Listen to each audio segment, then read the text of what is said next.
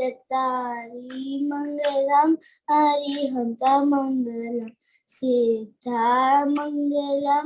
साहु मंगलम केवलीपनतो धम्मो मंगलम चत्तारि शरणं चत्तारि लोकोत्तमा अरिहंता लोकोत्तमा सिद्धा लोकोत्तमा साहु लोकोत्तमा केवलीपनतो धम्मो लोकोत्तमा चत्तारि षट्पवचामि अरिहंत शरणं पवचामि सिद्धि शरणं पवचामि साहु शरणं पवचामि केवलीपनतो धम्मो शरणं पनत्तं धम्मं शरणं पवचामि। बहुत सुंदर। अब पूजा जी हमारे अरहम भैया का परिचय देंगे। हाँ जी पूजा जी। Okay,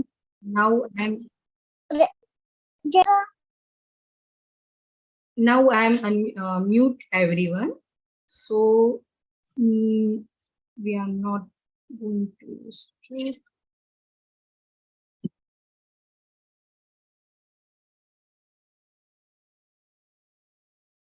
ओके, जय जिनेंद्र सभी को। हमारे मास्टर क्लास में आप सबका स्वागत है। पता है, जैसे ये भजन किस किस को पता है मुझे हैंड रेज करना।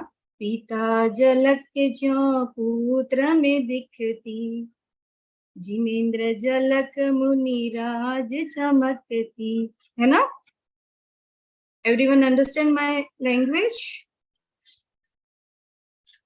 Okay fine. सो आज हम I am audible, am I audible Pallavi ji? हाँ दीदी। सो आज हमारे सामने जो आने वाले हैं मास्टर क्लास के लिए, उनका नाम है, आपको पता है उनका नाम क्या है? जैसे पिता मतलब जैसे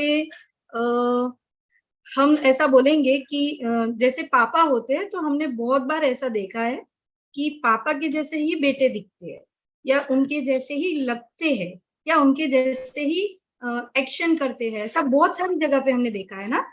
तो आज हमारे जो मास्टर क्लास लेने आने वाले हैं उनको हम छोटे पंडित जी बोलते हैं, क्योंकि उनकी एज है ओनली एंड ओनली 11 ईयर्स और वो 7th क्लास में पढ़ते हैं।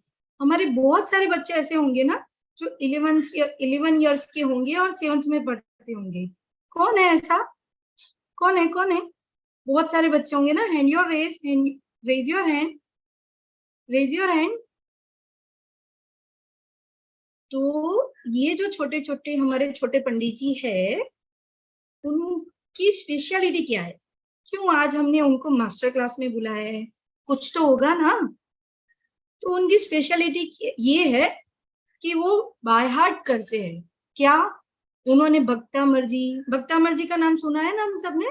भक्तामर जी के 24 पद जो होते हैं, काव्य, मतलब 24 पूरे भक्तामर जी के उनको बाय हार्ट है, वो भी नंबर से।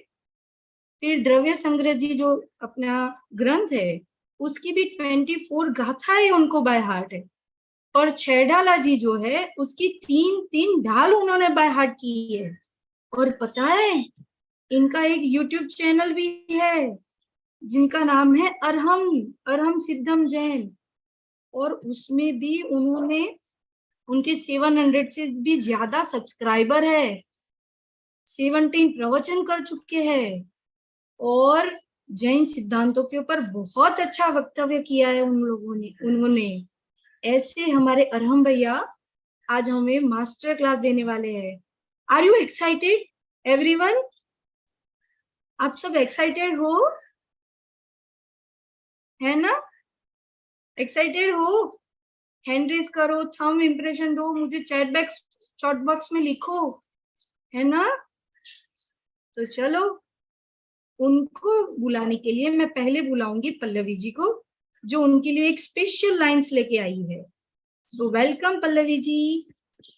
हाँ जी, अरहम छोटे पंडित जी अरहम जी के लिए a few very special Arham ही चित ज्योति है, अरहम अरहत सिद्ध, अरहम साधु मंगलम, अरहम लोक प्रसिद्ध। यहाँ पर कौन अरहम का नाम जानता है? लेट अस आस्क छोटे पंडित जी, Arham, what is the meaning? Arham भैया जी आप बताएंगे अरहम का मीनिंग?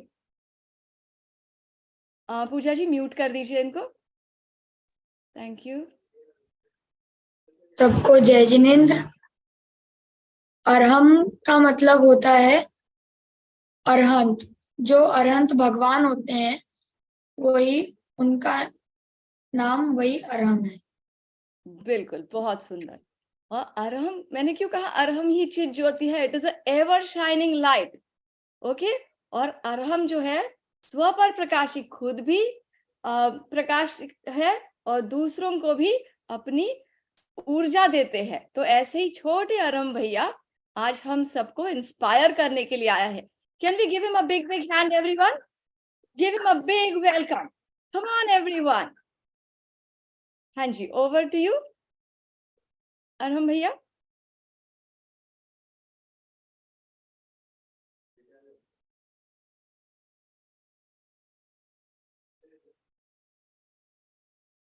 सभी मंगलाचरण के लिए हाथ जोड़ लें। नमः समय साराय निर्धूत कलिलात्मने सालोकानां त्रिलोकानां यद्विद्यादर्पणायते यद्विद्यादर्पणायते यद्विद्यादर्पणायते। आज का हमारा विषय है देव शास्त्र और गुरु। तो जो ये देवशास्त्र गुरु हैं, आपके मन में क्वेश्चन आ सकता है कि ये देवशास्त्र गुरु क्या हैं, इनका स्वरूप क्या है, व्हाट इज देवशास्त्र गुरु। तो यही जानने के लिए आज हम सब साथ में आए हैं। तो ये जो देवशास्त्र गुरु हैं ये हमारे आराध्य हैं, हमारे पूज्य हैं, मतलब ये हमारे आइडियल हैं। हमें इनकी पूजन करनी चाहिए, हमें इनकी आराधना करनी चाहिए। क्यों? तो आप में से कोई सोच सकता है कि ये हमारे आराध्य क्यों हैं। उसके लिए अगर ये हमारे आराध्य हैं तो हमें उनको जानना भी तो पड़ेगा कि वो कैसे हैं, उनका स्वरूप क्या है। तो आइए जानते हैं। सबसे पहला है देव। इन देव शास्त्र गुरु में से सबसे पहला है देव। तो देव में 3 क्वालिटीज होती हैं, 3 गुण होते हैं। फर्स्ट, वीतरागता। वीतरागता को अगर अपन डिवाइड करें तो वो 2 वर्ड्स में डिवाइड होता है, वीत प्लस राग। वीत अर्थात जिनका सब कुछ बीत गया है, सब कुछ छूट गया है, और राग अर्थात इसमें मोह राग द्वेष आदि सब गर्भित हो जाएंगे, सब इसमें ही आ जाएंगे। तो जिनका मोह राग द्वेष आदि सब बीत गया है, सब छूट गया है, वे वीतरागी कहलाते हैं। अगर हम इसको दूसरी भाषा में देखें तो जो 18 प्रकार के दोषों से रहित होते हैं, अर्थात जो 18 प्रकार के दोषों से रहित होते हैं, वे वीतरागी कहलाते हैं। तो अब 18 दोष कौन कौन से? तो उसके लिए एक छंद है, उसमें इन 18 दोषों के नाम आए हैं। तो सब ध्यान से सुनेंगे।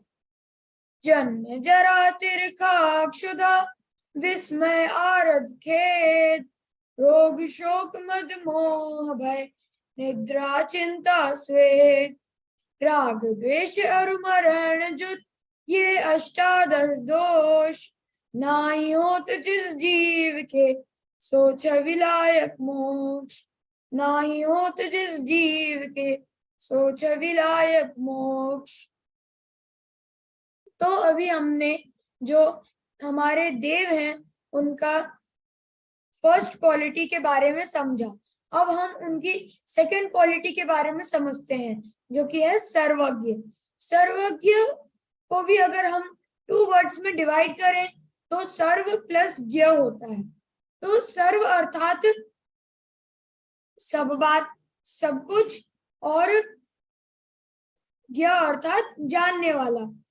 तो पूरा अर्थ होता है जो सब कुछ जानता है, जो सब कुछ जानते हैं वे सर्वज्ञ कहलाते हैं। जिनके ज्ञान का संपूर्ण विकास हो गया है, जिनको सब कुछ पता है, वे सर्वज्ञ कहलाते हैं।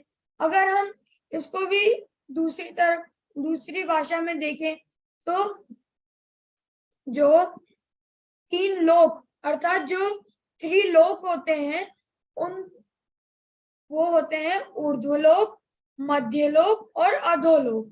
जो इन तीनों लोकों की तीनों कालों में, अब काल तो सबको पता ही होगा, जो पास्ट टेंस, प्रेजेंट टेंस और फ्यूचर टेंस, इन तीनों में जो बातें हो रही हैं, मतलब पास्ट में जो बातें हो गई हैं, प्रेजेंट में जो बातें चल रही हैं और फ्यूचर में जो बातें होंगी, इन तीनों टेंस, इन तीनों समय की बातों को जो एक समय में जाने, वन टाइम में जाने, और वो भी एकदम क्लियर जाने, वे सर्वज्ञ कहलाते हैं। अब सर्वज्ञ के बाद जो थर्ड क्वालिटी है वो है हितोपदेशी। हितोपदेशी वर्ड को भी अगर हम 2 वर्ड्स में डिवाइड करें तो हित प्लस उपदेश। हित अर्थात सुख और उपदेश अर्थात बताना। जो सुख की कैसे प्राप्ति हो यह उपदेश देते हैं, यह बताते हैं, वे हितोपदेशी कहलाते हैं। अगर हम इसको भी हम दूसरी भाषा में देखें तो जो सच्चा और अच्छा उपदेश देते हैं वे हितोपदेशी कहलाते हैं। जो झूठा और बुरा उपदेश नहीं देते हैं वे हितोपदेशी कहलाते हैं। अब किसी के मन में क्वेश्चन उठ सकता है कि ये बुरा और झूठा उपदेश क्यों नहीं देते, सिर्फ सच्चा और अच्छा ही उपदेश क्यों देते हैं? तो बुरा और झूठा उपदेश इसलिए नहीं देते क्योंकि जब भी कोई जीव किसी जीव का बुरा करता है तब उसके मन में कुछ इच्छा होती है, कुछ मोह, राग, द्वेष, कुछ ना कुछ तो होता ही है, कुछ कारण होता है। लेकिन हमारे भगवान तो वीतरागी हैं, उनको तो किसी भी प्रकार का मोह, राग, द्वेष है ही नहीं, उनका तो सब कुछ छूट गया है, इसलिए वो बुरा उपदेश दे ऐसा तो पॉसिबल ही नहीं है। और वो झूठा उपदेश इसलिए नहीं देते क्योंकि जब भी कोई जीव किसी जीव से झूठ बोलता है तो वो उसको या तो गुस्सा आती है या तो वो सोचता है कि अगर मैं झूठ बोलूंगा तो इसका बुरा हो जाएगा, तो उसको इस प्रकार का कुछ द्वेष, मोह, राग कुछ ना कुछ तो होता ही है। लेकिन हमारे भगवान वीतरागी हैं तो उनको ये नहीं होगा, मतलब उनको मोह, राग, द्वेष कुछ नहीं है, इसलिए वो झूठ भी नहीं बोलेंगे। नहीं तो एक और कारण भी हो सकता है कि किसी जीव को अगर सच पता न हो इसलिए वो झूठ बोल देता है। लेकिन जो हमारे भगवान है वो तो सर्वज्ञ हैं, उनको तो तीनों लोकों में तीनों कालों की बातें एक समय में स्पष्ट ज्ञान में आती हैं, और अगर उनको कुछ पता नहीं हो ऐसा भी पॉसिबल नहीं है, इसलिए वो झूठा उपदेश नहीं देते हैं। अब हमने ये जो देव का मतलब समझा, इसको हम सबको अच्छे से समझना है। और ये जो देव है इनका स्वरूप समझाने के लिए जो हमारे एक आचार्य हैं, आचार्य समंतभद्र देव, रत्नकरण श्रावकाचार में आचार्य समंतभद्र देव ने रत्नकरण श्रावकाचार में पहले अध्याय में लिखा है, आपते नो छिन्न दोषेण सर्वज्ञेनागमेशिना भवितव्यं नियोगेन नान्यथा याप्तता भवेत्। क्षुत् पिपासा जरातंक जन्मांतक भयस्मया नरागद्वेष मोहाश्च यस्याप्तः स प्रकीर्त्यते यस्याप्तः स प्रकीर्त्यते। अब हम अपने दूसरे आराध्य अर्थात जो हमारे दूसरे आइडियल हैं, अब हम उनके बारे में समझेंगे। तो जो हमारे दूसरे आइडियल हैं वो है शास्त्र। तो जो शास्त्र हैं उनके कई नाम होते हैं, जैसे कि आगम, ग्रंथ, जिनवाणी। इसके अलावा भी और कई नाम होते हैं, लेकिन जो जिनवाणी शब्द है यही मूल है, मतलब यही इम्पोर्टेंट है, बाकी उसके सारे नाम होते हैं। तो हम जिनवाणी शब्द से ही अर्थ समझेंगे। जिनवाणी अर्थात जिन प्लस वाणी। जिन अर्थात देव, जो अभी हमने जिन देव के बारे में समझा ना, वही देव यहाँ पर आएंगे। तो देव प्लस जो वाणी है, वाणी अर्थात उपदेश। जो हमारे देव हैं, वितरागी, सर्वज्ञ और हितोपदेशी देव हैं, उनका जो उपदेश है, वो जो उनका वितरागी हमारे भगवान का, देव का उपदेश जिसमें लिखा होता है, वो जिनवाणी कहलाती है। तो ये जो जिनवाणी है, इसमें हमारे जो वितराग भगवान है, देव हैं, इनकी ही वाणी होती है। अगर हमारे वितराग, हमारे भगवान ही वितरागी हैं, तो वो कैसा उपदेश देंगे? किसी को पता है? आप में से कोई बता सकता है?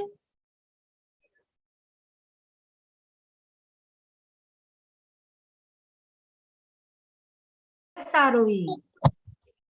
सच्चा उपदेश। हाँ, वो सच्चा उपदेश ही देंगे, क्योंकि वे स्वयं ही वितरागी हैं। तो वो दूसरों को कैसा उपदेश देंगे?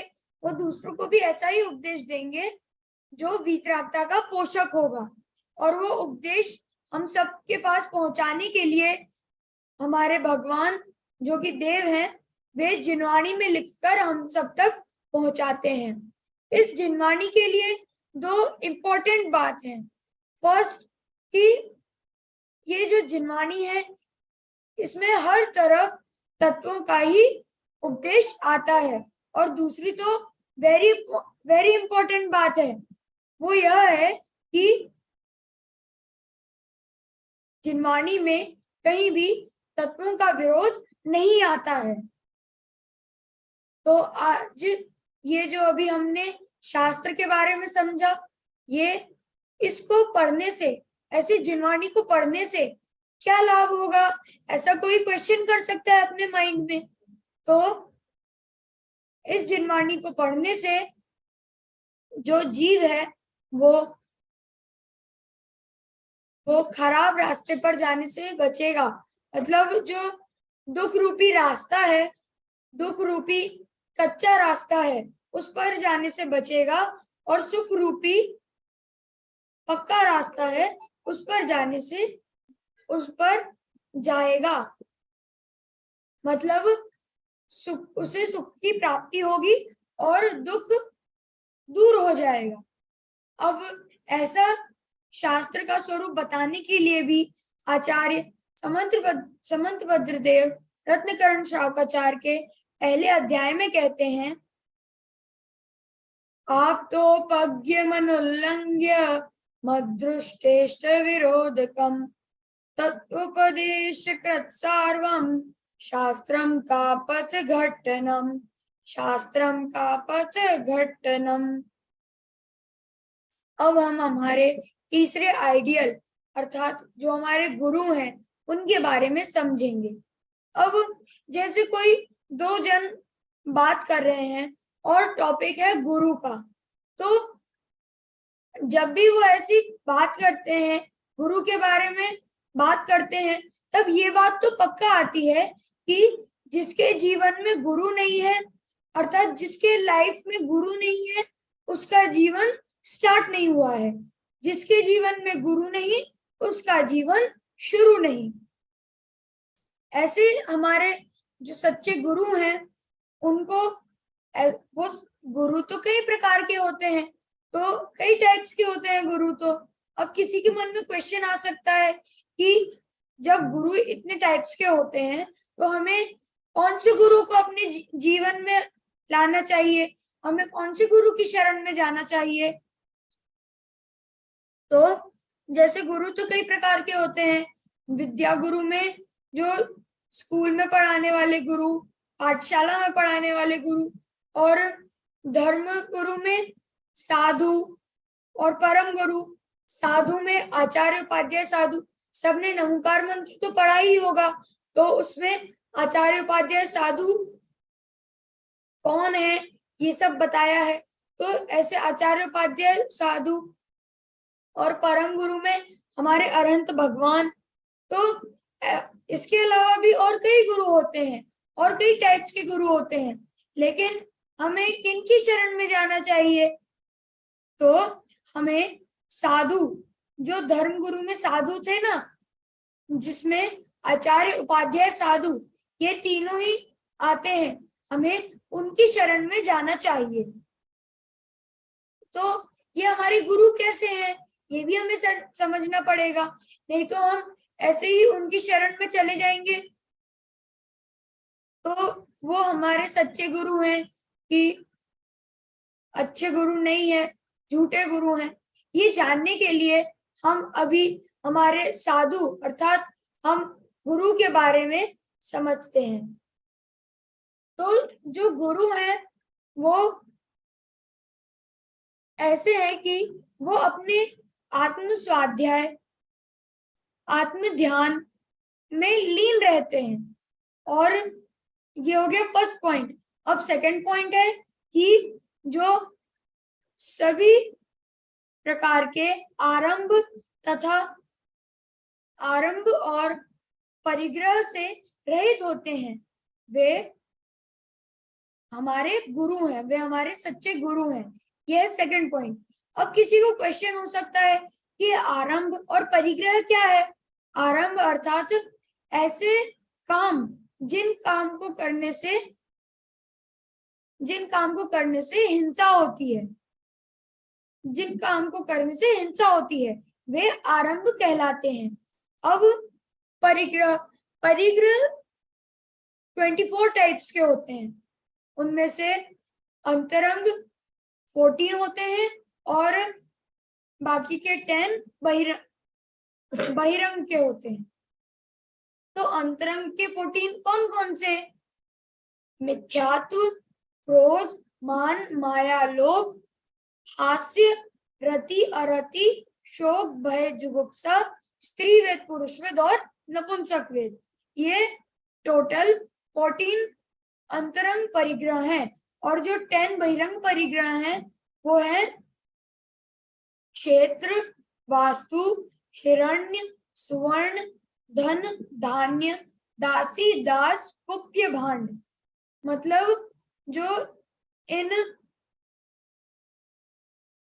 ये जो परिग्रह है, 10 अंतरंग परिग्रह हैं, 10 बहिरंग परिग्रह हैं, उनको अच्छे से रिमेम्बर करने के लिए अपन एक एग्जाम्पल से समझते हैं उनको। तो जैसे जो है क्षेत्र, पहला है क्षेत्र। तो क्षेत्र मतलब बहुत बड़ी जमीन, बहुत बड़ी स्पेस। उसपे वास्तु मतलब उसपे बहुत बड़ा घर बना दिया, बहुत बड़ा बंगलो बनवा दिया, किसी ने उसपे बहुत बड़ा बंगलो बनवा दिया। फिर वास्तु के बाद हिरण्य, हिरण्य मतलब चांदी, सिल्वर। अगर किसी के पास सिल्वर की अंगूठी हो, रिंग हो, नेकलेस हो, नेक में चेन पहनते हैं ना, वैसी सिल्वर की चेन हो, ऐसी सिल्वर की बहुत सारी चीजें हो उसके पास, सिल्वर कॉइन्स हो उसके पास, तो कोई चुरा ना ले, इसलिए कोई थीफ ना कर ले उसको, इसलिए उसको वो सिल्वर को उस बंगलों में छुपा के रखा। और उसके बाद स्वर्ण, स्वर्ण मतलब गोल्ड, और जो गोल्ड है उसकी भी किसी के पास रिंग हो, नेकलेस हो, कुछ भी गोल्ड कॉइन्स हो, कुछ पहनने की चीज हो, तो उसको भी कोई चुरा ना ले, कोई थीफ आके ले ना ले, इसलिए उसको भी छुपा के रखा। अब फिफ्थ कौन सा है?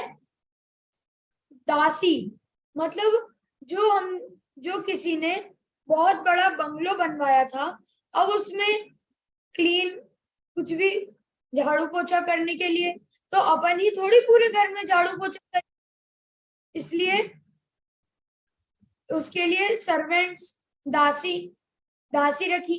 फिर उसके बाद दास, मतलब उस पूरे बंगलो में टीवी, सोफा, अलमीरा, ऐसे कई सारे फर्नीचर चाहिए, तो वो फर्नीचर अपन तो उठा नहीं पाएंगे और जो दासियां हैं वो भी नहीं उठा पाएंगी, क्योंकि फर्नीचर तो बहुत भारी होते हैं। इसलिए उसके लिए बहुत पावरफुल दास रखे जो सारे सोफा, टीवी, सब फर्नीचर उठा सके और घर में ला सके। तो ये हो गया दासी दास। अब धन, यहाँ पे धन किसी को पता होगा, धन मतलब कोई सोच रहा होगा पैसा, मनी, लेकिन यहाँ पर मनी नहीं लेना है, यहाँ पर लेना है जो काव होती है, घोड़े होते हैं, हॉर्स, ये सब जो एनिमल्स होते हैं उन सबको रखना, पेट एनिमल्स, उन सबको रखने के लिए एक जगह बना दी, तो वो हो गया धन। अब धान्य मतलब अपन वहां पर पूरे इतने बड़े बंगलों में रह पाएंगे अकेले? हमें उसके लिए हमें भूख तो लगेगी, हम हंग्री हो जाएंगे, तो इसलिए कुछ ईट करने के लिए हमें कुछ गेहूं, अनाज, पल्सेस, बहुत सारी चीजें लगेंगी, तो वो वो किसी ने मंगवाया। फिर उसके बाद धन धान्य के बाद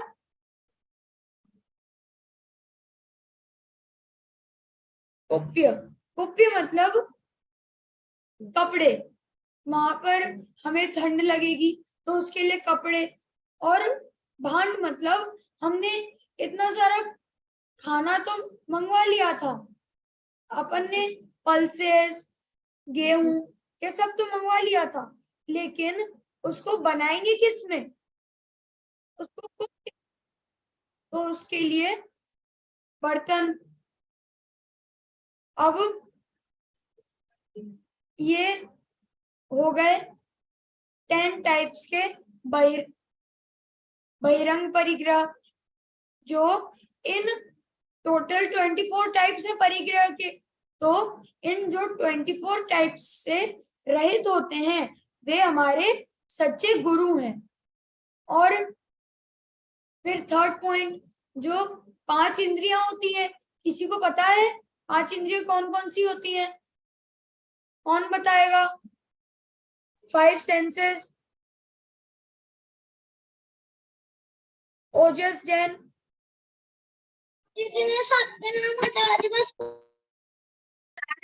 अब आर्यन सेठ, आचार्य उपाध्याय साधु। I am asking about senses, 5 senses. These are 5 परमेष्ठिज। विशाल पाटनी, अनम्यूट करो बेटा।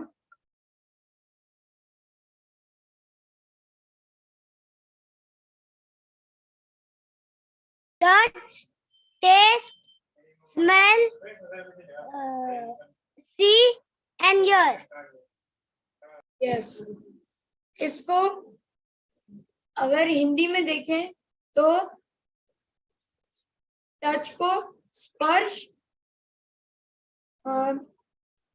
टेस्ट को रस, स्पर्शनेंद्रिय, फिर उसके बाद जो टेस्ट होता है उसे रसनेंद्रिय कहते हैं। फिर स्मेल को घ्राणेंद्रिय, फिर उसके बाद अपन आईज हमारी वो होती हैं चक्षु इंद्रिय, और जिससे हमारे ईयर्स जिनसे हम सुनते हैं वे हो गए हमारे कर्ण इंद्रिय। तो ये जो 5 टाइप्स के सेंसेस होते हैं, इनसे जो अलग होते हैं, इनको जिसने इनको छोड़ दिया है, इनको जीत लिया है जिसने, वे हमारे सच्चे गुरु हैं।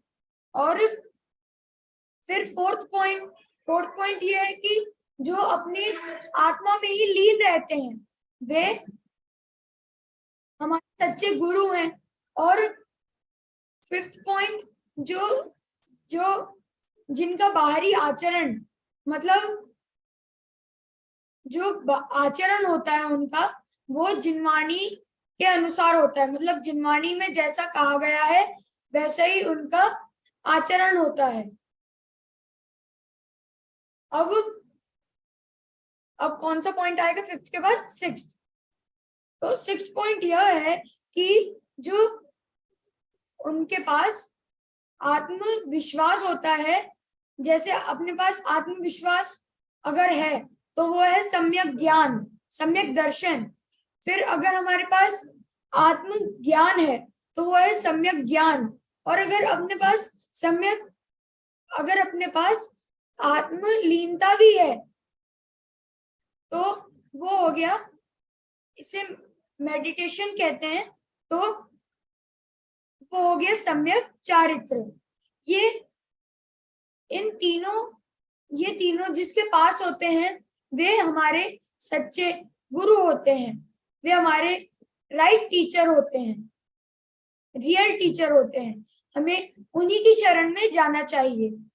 अभी हमने ये जो हमारे थर्ड आइडियल गुरु के बारे में समझा, टीचर हमारे कैसे होने चाहिए ये समझा, उनका स्वरूप भी बताने के लिए आचार्य समंतभद्र देव रत्नकरण शावकाचार्य के पहले अध्याय में कहते हैं, विषयाशातीतो निरारंभो परिग्रह ज्ञान ध्यान तपो रक्तस् तपस्वी स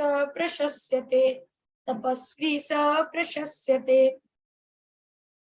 अब यहाँ पर किसी के मन में क्वेश्चन आ सकता है कि हम इन तीनों की शरण में क्यों जाएं, हमें इससे क्या प्रॉफिट है? तो इसका आंसर है कि हमें हमारे 3 आइडियल्स देव शास्त्र गुरु, इनकी शरण में इसलिए जाना चाहिए, हमें इनको आइडियल अपना इसलिए बनाना चाहिए क्योंकि हमें इनके जैसा बनना है। हमें वीतरागी बनना है कि नहीं बनना है? बनना है। तो इसलिए हमें इनकी शरण में जाना चाहिए, इसलिए हमें इन देव शास्त्र गुरु, इन तीनों को अपना आइडियल बनाना चाहिए। अब मैं आप सबसे एक क्वेश्चन पूछना चाहता हूं कि जो हमारे मुनिराज होते हैं उनने मनी, क्लोथ्स, होम सब कुछ छोड़ दिया है, लेकिन उनने एक चीज नहीं छोड़ी है, वो क्या है? और हम जो ये, अगर कोई उनके पास जाए और उनसे बोले कि please give me money, I have no money, तो क्या वो दे देंगे?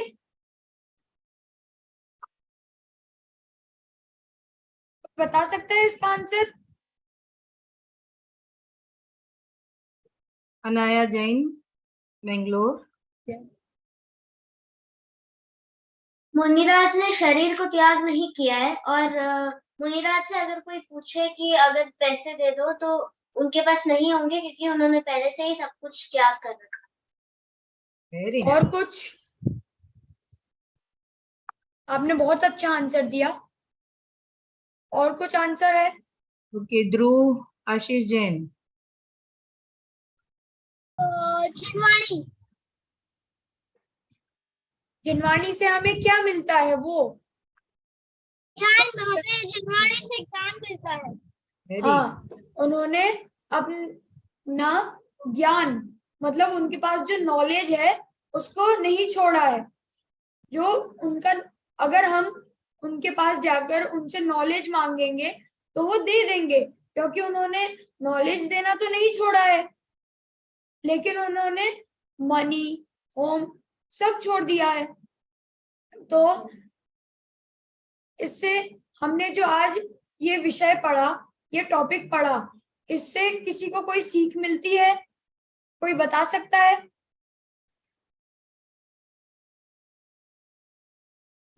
Come on, everybody. इससे आपने, Come on, everybody, raise your hands. इसका did you मौका learn क्या from मिला him? आपको? What did you learn from him today? Come on, everyone. Too many things to share? Yes, Arjav? Arjav Jain.